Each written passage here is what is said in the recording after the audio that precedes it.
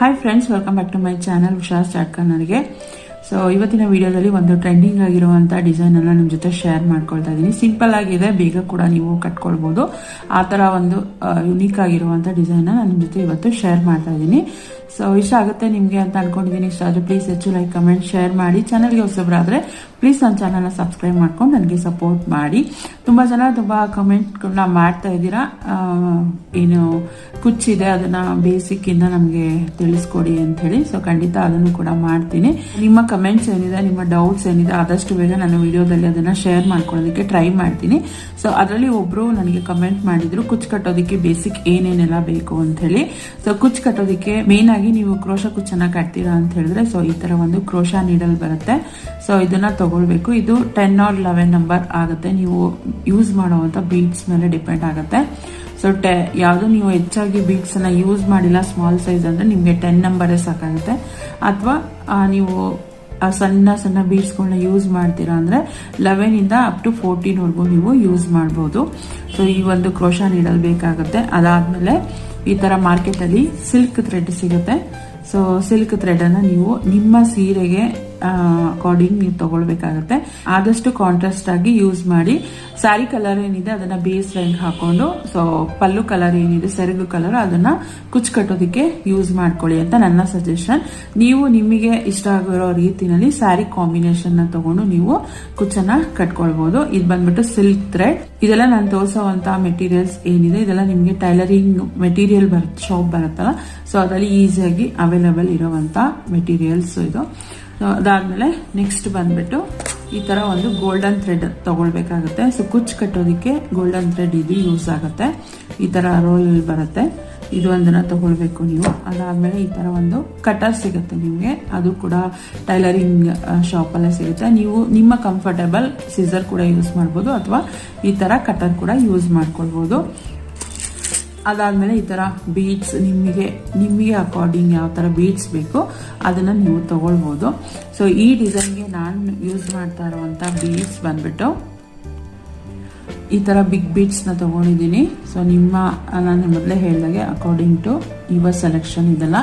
So ಈ ತರ small beads ಕೂಡ ಯೂಸ್ ಮಾಡ್ತಾ ಇದ್ದೀನಿ. ನಾನ್ ಮಾಡ್ತಾ ಇರೋದು ಡಿಸೈನ್ ಬಂದ್ಬಿಟ್ಟು ಇವತ್ತು ಸ್ಯಾಂಪಲ್ ಪೀಸ್. ಸೊ ಫಸ್ಟಿಗೆ ಸ್ಯಾರಿ ರೈಟ್ ಸೈಡ್ ಏನಿದೆ ಅಂದ್ರೆ ಸೀದಾ ಸೈಡ್ ಏನಿದೆ ಈ ತರ ಮೇಲೆ ಇಟ್ಕೊಳ್ಬೇಕಾಗುತ್ತೆ. 6 ಎಳೆ ಥ್ರೆಡ್ ಅನ್ನ ನಾನು ಗಂಟು ಹಾಕಿ ಇಟ್ಕೊಂಡಿದ್ದೀನಿ. ಇದನ್ನು ಕೂಡ ಕಮೆಂಟ್ ಮಾಡಿ ಕೇಳಿದೀರಾ. ಸೊ 6 ಥ್ರೆಡ್ ಅಂದ್ರೆ 6 ಎಳೆ ದಾರನ ಯಾವ ರೀತಿ ಮಾಡ್ಕೊಳ್ಳೋದು ಅಂತ ಮುಂದೆ ಬರುವಂತ ವಿಡಿಯೋದಲ್ಲಿ ಖಂಡಿತ ಶೇರ್ ಮಾಡ್ತೀನಿ.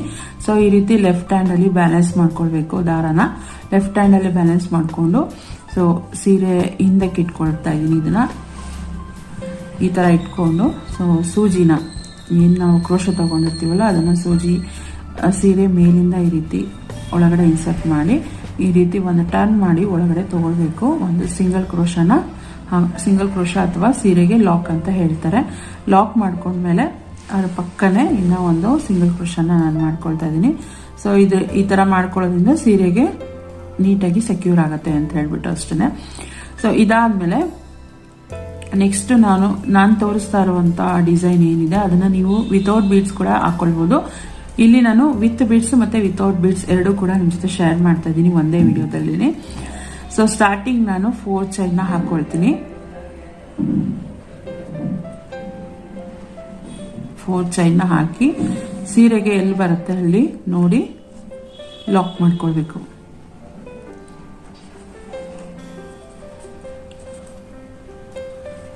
ಸೊ ಈ 4 ಚೈನ್ ಏನಿದೆ ಅದು ಕುಚ್ಚು ಕಟ್ಟೋದಕ್ಕೆ ನಾನು ಹಾಕೊಂಡಿರುವಂತದ್ದು. ಅಲ್ಲಿಂದ ನಾನು 3 ಚೈನ್ಗಳನ್ನ ಹಾಕೊಳ್ತೀನಿ. ಸೊ 3 ಚೈನ್ ನ ಹಾಕೊಂಡು ಅದೆಲ್ಲಿಗೆ ಬರುತ್ತೆ ಅಲ್ಲಿಗೆ ಲಾಕ್ ಮಾಡ್ಕೊಳ್ಳೋದು. ಸೀರೆಗೆ ಎಲ್ಲಿ ಬರುತ್ತೆ ಅಲ್ಲಿ ನೋಡಿ ಲಾಕ್ ಮಾಡ್ಕೊಳ್ಬೇಕಾಗತ್ತೆ. 3 ಚೈನ್ ಮತ್ತೆ 3 ಚೈನ್ ಹಾಕೊಳ್ಬೇಕು. ಅದು ಕೂಡ ಸೀರೆಗೆ ಎಲ್ಲಿ ಬರುತ್ತೆ ಅಲ್ಲಿ ನೋಡಿ ಲಾಕ್ ಮಾಡ್ಕೊಳ್ತೀನಿ.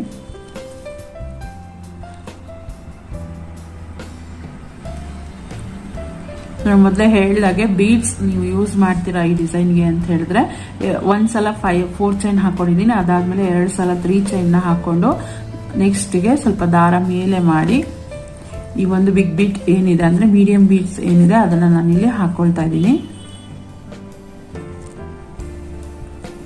ಈ ರೀತಿ ಕ್ರೋಶಗೆ ಇನ್ಸರ್ಟ್ ಮಾಡಿಕೊಂಡು ದಾರದ ಒಳಗಡೆ ಇದನ್ನ ಇನ್ಸರ್ಟ್ ಮಾಡಬೇಕು. ಸೊ ಬೀಡ್ನ ಹಾಕಿ ಬೀಡ್ ಲಾಕ್ ಕೂಡ ಮಾಡ್ಕೊಳ್ತೀನಿ ಒಂದು ಸಿಂಗಲ್ ಕ್ರೋಶೆಯಿಂದ. ಮತ್ತೆ ಅದು ಎಲ್ಲಿಗೆ ಬರುತ್ತೆ ಅಲ್ಲಿಗೆ ನೋಡಿ ಲಾಕ್ ಮಾಡ್ಕೊಳ್ತೀನಿ. ನೆಕ್ಸ್ಟ್ 3 ಚೈನ್ 2 ಟೈಮ್ಸ್ ಮತ್ತೆ ಹಾಕೊಳ್ಬೇಕಾಗತ್ತೆ.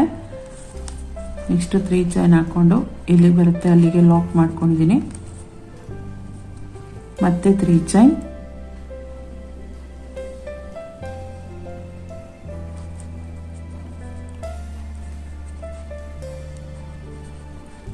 ಮತ್ತೆ 3 ಚೈನ್ ಹಾಕೊಂಡು ಅದು ಕೂಡ ಎಲ್ಲಿ ಬರುತ್ತೆ ಅಲ್ಲಿಗೆ ಲಾಕ್ ಮಾಡ್ಕೊಂಡಿದ್ದೀನಿ. ಈ ರೀತಿಯಾಗಿ ಫಸ್ಟಿಗೆ 4 ಚೈನ್ ಹಾಕೊಂಡಿದ್ದೀನಿ ಕುಚ್ಚು ಕಟ್ಕೊಳ್ಳೋದಕ್ಕೆ. ಅದಾದ್ಮೇಲೆ 3 ಚೈನ್ 2 ಸಲ ಹಾಕೊಂಡು ಒಂದು ಬೀಡನ್ನ ಆಡ್ ಮಾಡ್ಕೊಂಡಿದ್ದೀನಿ. ಸೊ ಬೀಡ್ ಲಾಕ್ ಮಾಡಿ ಸೀರೆಗೆ ಎಲ್ಲಿ ಬರುತ್ತೆ ಅಲ್ಲಿ ಲಾಕ್ ಮಾಡ್ಕೊಂಡು ಮತ್ತೆ 3 ಚೈನ್ ನ 2 ಟೈಮ್ಸ್ ಹಾಕೊಂಡಿದ್ದೀನಿ. ಸೊ ಇಲ್ಲಿಂದ ಮತ್ತೆ 4 ಚೈನ್ ನಾನು ಹಾಕೊಳ್ತೀನಿ. 4 ಚೈನ್ ಹಾಕೊಂಡು ಇದು ಕೂಡ ಸೀರೆಗೆ ಎಲ್ಲಿ ಬರುತ್ತೆ ಅಲ್ಲಿ ನೋಡ್ಕೊಂಡು ಲಾಕ್ ಮಾಡ್ಕೊಳ್ಬೇಕು. ಸೊ ಈ 4 ಚೈನ್ ಏನಿದೆ ಅದು ಬಂದ್ಬಿಟ್ಟು ಕುಚ್ಚು ಕಟ್ಟೋದಕ್ಕೆ ಇದು ಮಾಡೋದು. ಸೊ ಇವಾಗ ನಾನು ಬೀಡ್ ಹಾಕಿ ಶೇರ್ ಮಾಡಿದ್ದೀನಲ್ಲ, ಸೊ ಇವಾಗ ವಿತೌಟ್ ಬೀಡ್ ಹೇಗೆ ಹಾಕೋದು ಅಂತ ಹೇಳಿ ತೋರಿಸ್ತೀನಿ. ಬೇಸ್ ಲೈನು ವಿತೌಟ್ ಬೀಡು ಬೇಸ್ ಲೈನ್ ಯಾವ ರೀತಿ ಹಾಕೋದು ಅಂತ ಹೇಳಿ ತೋರಿಸ್ತೀನಿ. ಸೊ ವಿತ್ ಬೀಡ್ ಆದ್ರೆ ನೀವು ಇದೇ ರೀತಿ 4 ಚೈನ್ 3 ಚೈನ್ 2 ಟೈಮ್ಸ್ ಮತ್ತೆ 1 ಬೀಡು ಮತ್ತೆ 3 chain 2 times. Next 4 chain 3 chain 2 ಸಲ 1 ಬೀಡು 3 ಚೈನ್ 2 ಸಲ 4 ಚೈನ್. ಸೊ ಇದೇ ರೀತಿ ನೀವು ಬೇಸ್ ಲೈನ್ ಹಾಕೊಂಡ್ ಬರ್ಬೇಕಾಗುತ್ತೆ ವಿತ್ ಬೀಡ್ ಆದ್ರೆ. ಸೊ ವಿತೌಟ್ ಬೀಡ್ ಆದ್ರೆ ನೀವು ಸ್ಟಾರ್ಟಿಂಗ್ ಇದು 4 ಚೈನ್ ಅಂತ ಅನ್ಕೊಂಡ್ರೆ ನೆಕ್ಸ್ಟ್ 3 ಚೈನ್ ಹಾಕಿ ಎಲ್ಲಿಗೆ ಬರುತ್ತೆ ಅಲ್ಲಿಗೆ ಲಾಕ್ ಮಾಡ್ಕೊಳ್ಬೇಕು.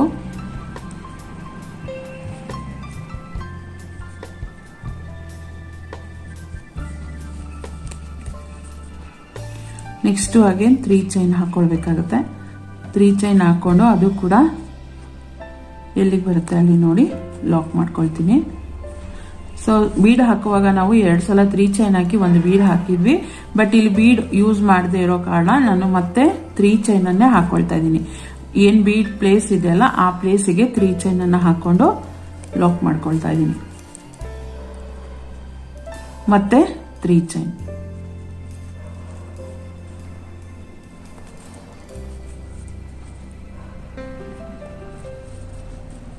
ಮತ್ತೆ 3 ಚೈನ್ ಹಾಕಿ ಎಲ್ಲಿ ಬರುತ್ತೆ ಅಲ್ಲಿ ಲಾಕ್ ಮಾಡ್ಕೊಂಡಿದ್ದೀನಿ. ಅಗೇನ್ 3 ಚೈನ್ ಹಾಕಿ ಎಲ್ಲಿ ಬರುತ್ತೆ ಅಲ್ಲಿ ಲಾಕ್ ಮಾಡ್ಕೊಂಡಿದ್ದೀನಿ. ಸೊ ಈಗ 4 ಚೈನ್ ಹಾಕ್ತಾ ಇದ್ದೀನಿ. 4 ಚೈನ್ ಬಂದ್ಬಿಟ್ಟು ಕುಚ್ಚು ಕಟ್ಟೋದಿಕ್ಕೆ.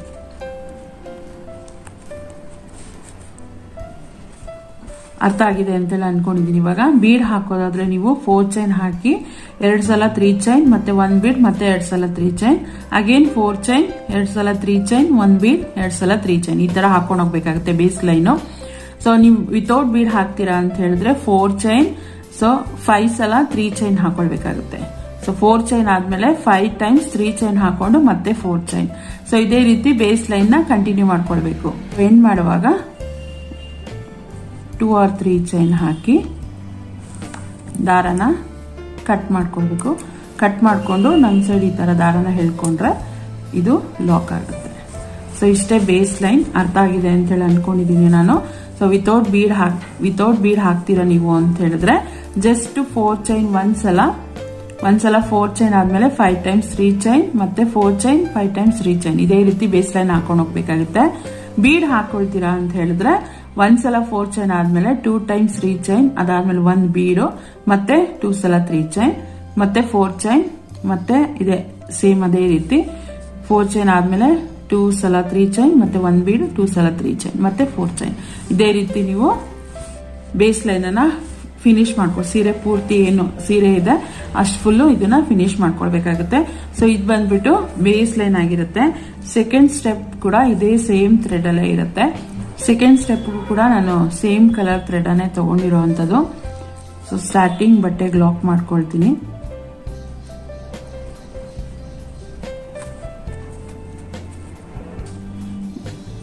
ಸ್ಟಾರ್ಟಿಂಗ್ ಲಾಕ್ ಮಾಡ್ಕೊಂಡ್ಮೇಲೆ ಅಲ್ಲಿಂದ 4 ಚೈನ್ ಅನ್ನ ನಾನು ಹಾಕೊಳ್ತೀನಿ. ಸೊ 4 ಚೈನ್ ಇರೋ ಕಡೆ ನೀವು 4 ಚೈನ್ ಅನ್ನೇ ಹಾಕೊಳ್ಳಿ. 4 ಚೈನ್ ಹಾಕೊಂಡು ಆ ಲಾಕ್ ಏನಿದೆ 4 ಚೈನ್ ಲಾಕ್ ಏನಿದೆ ಅಲ್ವಾ ಅಲ್ಲಿಗೆ ಇದನ್ನ ಲಾಕ್ ಮಾಡ್ಕೊಳ್ತೀನಿ. 4 ಚೈನ್ ಇರೋ ಕಡೆ ನೀವು 4 ಚೈನ್ ಅನ್ನ ಹಾಕಿ ಲಾಕ್ ಮಾಡ್ಕೊಂಡು ಸೊ ಇಲ್ಲಿಂದ ನಾನು 8 ಚೈನ್ಗಳನ್ನ ಹಾಕೊಳ್ತೀನಿ. 3 4 5 6 7 8 ಚೈನನ್ನು ಹಾಕ್ಕೊಂಡಿದ್ದೀನಿ. 8 ಚೈನ್ ಹಾಕ್ಕೊಂಡು ಈ ಬೀಡಿಂದ ಏನು ದಾರ ಕಾಣಿಸುತ್ತಲ್ಲ, ಸೊ ಅದರೊಳಗಡೆ ಹೋಗಿ ದಾರನ ತಗೊಂಡು ಬಂದು ಲಾಕ್ ಮಾಡ್ಕೊಳ್ತೀನಿ.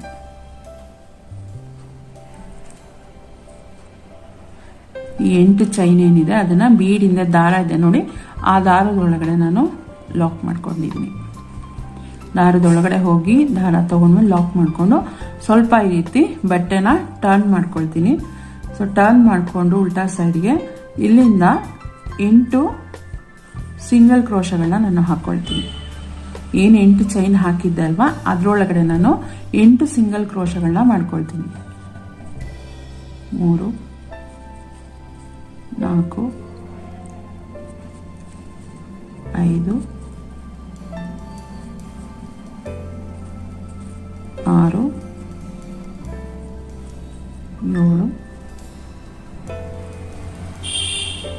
8 ಒಟ್ಟು 8 ಸಿಂಗಲ್ ಕ್ರೋಶಗಳನ್ನ ನಾನು ಇಲ್ಲಿ ಹಾಕೊಂಡಿದ್ದೀನಿ. ಸಿಂಗಲ್ ಕ್ರೋಶ ಹಾಕಿದ್ಮೇಲೆ ಇದನ್ನ ಈ ಕಡೆಗೆ ಈ ತರ ಟರ್ನ್ ಮಾಡ್ಕೊಳ್ತೀನಿ.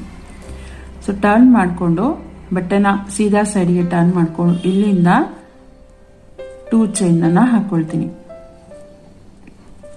2 ಚೈನ್ ಹಾಕೊಂಡು ಅದಾದ್ಮೇಲೆ ಸ್ವಲ್ಪ ದಾರ ಮೇಲೆ ಮಾಡಿ ಈ ತರ ಸ್ಮಾಲ್ ಬೀಡ್ನ ನಾನಿಲ್ಲಿ ಆಡ್ ಮಾಡ್ತೀನಿ.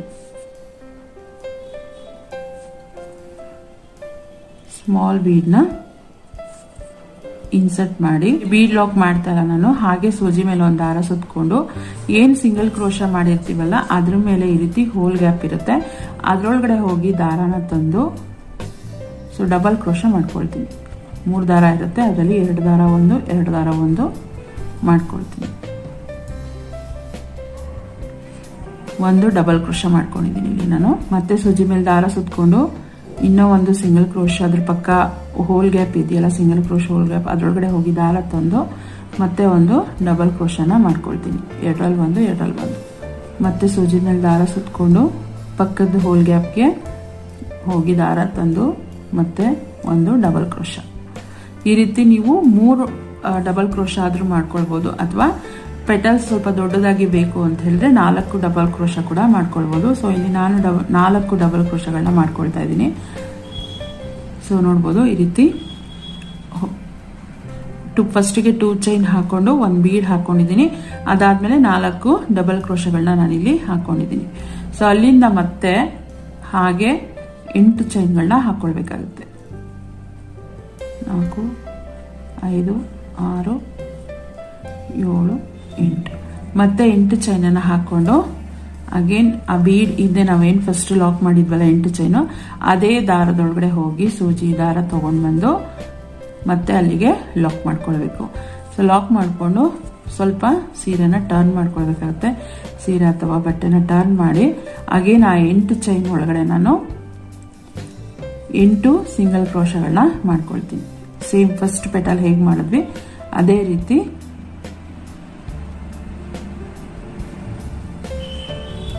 8 ಚೈನ್ಗಳನ್ನ ಮಾಡ್ಕೊಳ್ತೀನಿ. ಸಿಂಗಲ್ ಕ್ರೋಶ ಮಾಡ್ಕೊಂಡ್ಮೇಲೆ ಮತ್ತೆ ಅದನ್ನ ಸೀದಾ ಸೈಡಿಗೆ ಟರ್ನ್ ಮಾಡಿಕೊಂಡು ಮತ್ತೆ 2 ಚೈನ್ ಸ್ವಲ್ಪ ದಾರ ಮೇಲೆ ಮಾಡಿ 1 ಸ್ಮಾಲ್ ಬೀಡ್ನ ಆಡ್ ಮಾಡ್ತೀನಿ. ಮತ್ತೆ ಅಲ್ಲಿಂದ 4 ಸಿಂಗಲ್ ಕ್ರೋಶಗೆ ಹೋಲ್ ಗ್ಯಾಪ್ಗೆ 4 ಡಬಲ್ ಕ್ರೋಶಗಳನ್ನ ಮಾಡ್ಕೊಳ್ತೀನಿ. ಸೂಜಿ ಮೇಲೆ ದಾರ ಸುತ್ಕೊಂಡು ಹೋಲ್ ಗ್ಯಾಪ್ ಒಳಗಡೆ ಹೋಗಿ ದಾರ ತಗೊಂಡು ಬಂದು 2ರಲ್ಲಿ 1 2ರಲ್ಲಿ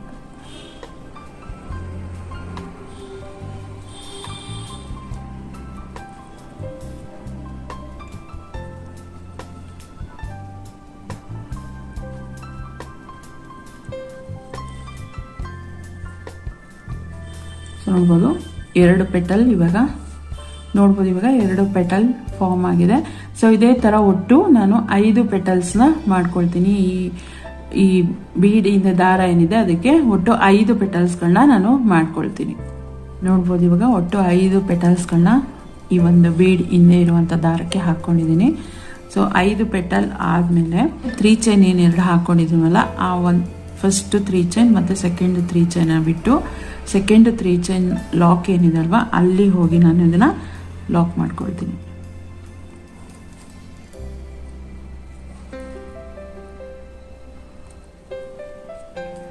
ಸೆಕೆಂಡ್ 3 ಚೈನ್ ಲಾಕ್ ಏನಿದೆ ಬೀಟ್ ಆದಮೇಲೆ ಅಲ್ಲಿಗೆ ಹೋಗಿ ಇದನ್ನ ಲಾಕ್ ಮಾಡ್ತೀನಿ. ಫಸ್ಟ್ ಕೂಡ ನಾನು 4 ಚೈನ್ ಆದಮೇಲೆ ಸ್ಟಾರ್ಟಿಂಗ್ 8 ಚೈನ್ ಹಾಕೊಂಡು ಅಲ್ಲಿಂದ 2 3 ಚೈನ್ ಅನ್ನು ಬಿಟ್ಟು ನಾನು ಬೀಡ್ ಹಿಂದೆ ಇರುವಂತ ದಾರಕ್ಕೆ ಲಾಕ್ ಮಾಡ್ಕೊಂಡಿದ್ದೆ.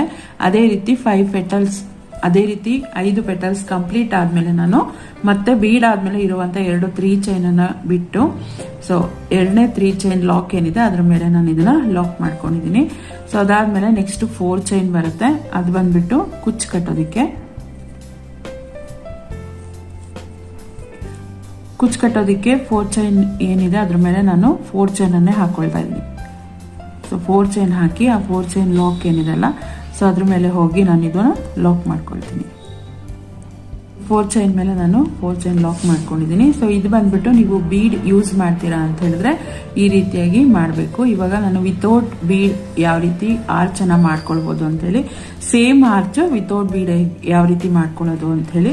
ಸೊ ವಿತೌಟ್ ಬೀಡಿಗೆ ನಾನು ಇಲ್ಲಿ ಯಾವುದೇ ರೀತಿ ಬೀಡ್ ಹಾಕಿಲ್ಲ, ಜಸ್ಟ್ 5 times 3 ಚೈನ್ ಅನ್ನ ಹಾಕೊಂಡಿದ್ದೀನಿ. 4 ಚೈನ್ ಹಾಕಿ ನಾನು ಲಾಕ್ ಮಾಡ್ಕೊಂಡ್ಮೇಲೆ ಅಲ್ಲಿಂದ ಮತ್ತೆ ನಾನು 8 ಚೈನ್ ಅನ್ನ ಹಾಕೊಳ್ತೀನಿ.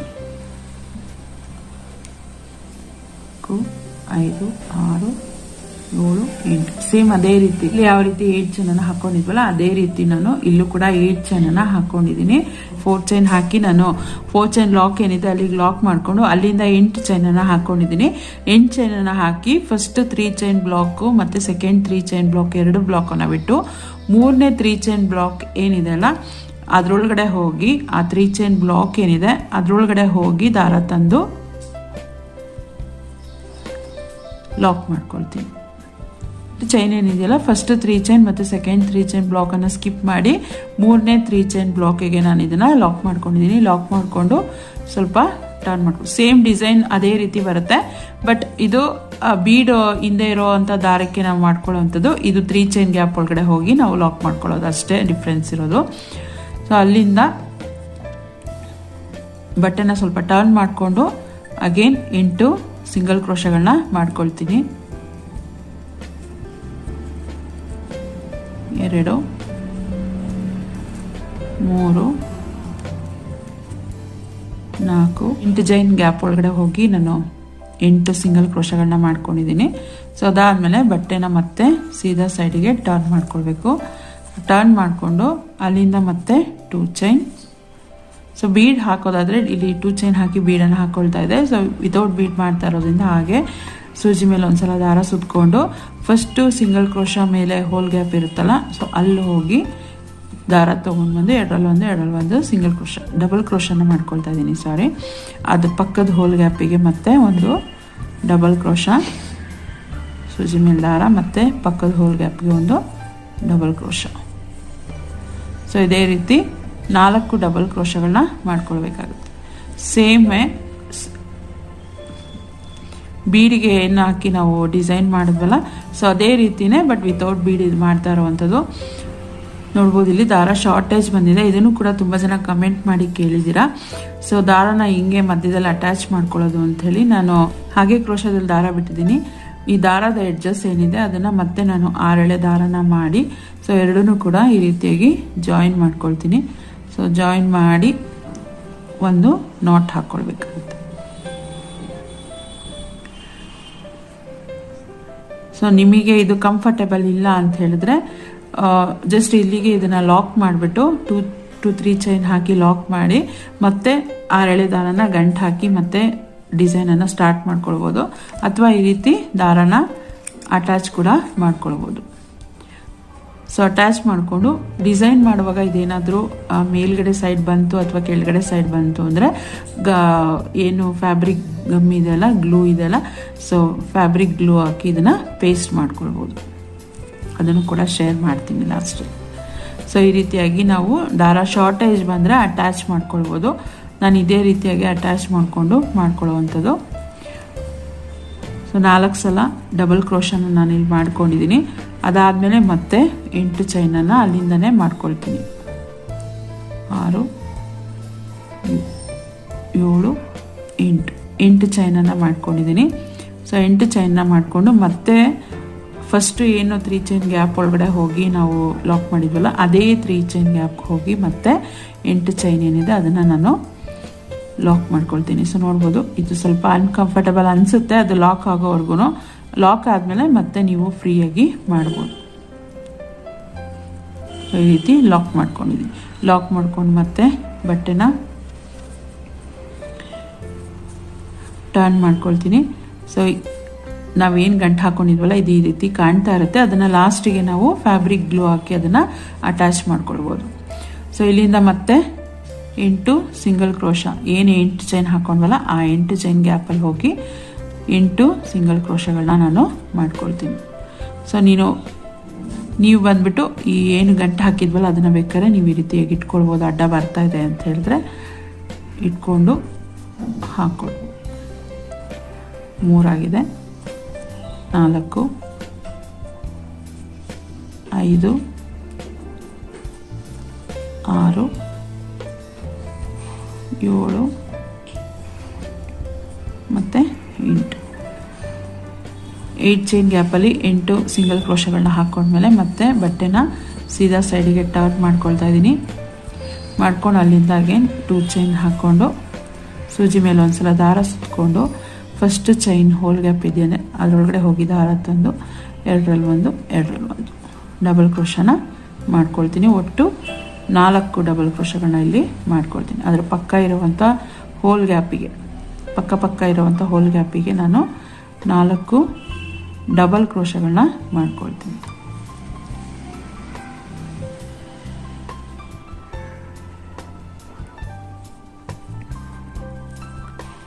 ನಾಲ್ಕು ಡಬಲ್ ಕ್ರೋಶಗಳಾಯಿತು. ಸೊ ಅದಾದಮೇಲೆ ಅಲ್ಲಿಂದ ಮತ್ತೆ 8 ಚೈನ್.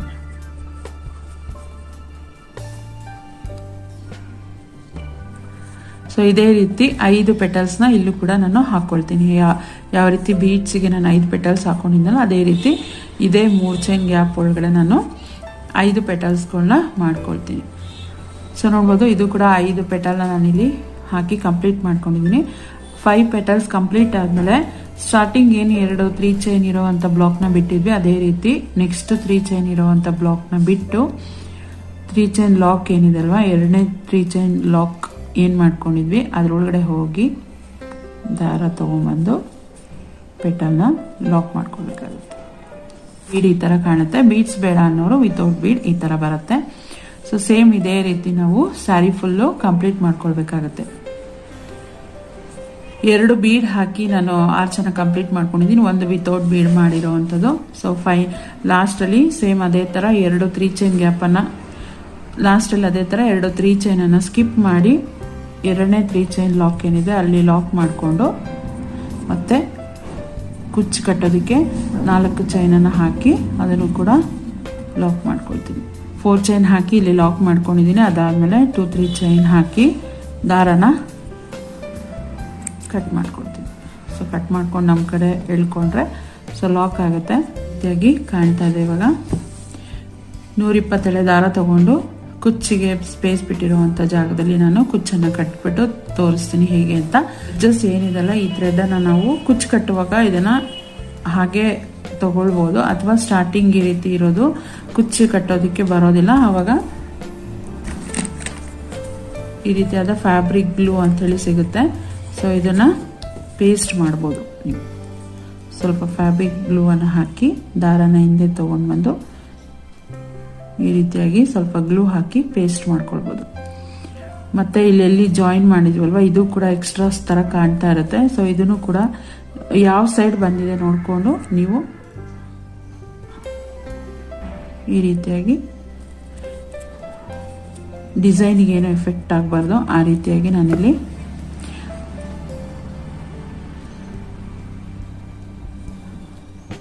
ಪೇಸ್ಟ್ ಮಾಡ್ಕೊಳ್ತಾ ಇದ್ದೀನಿ.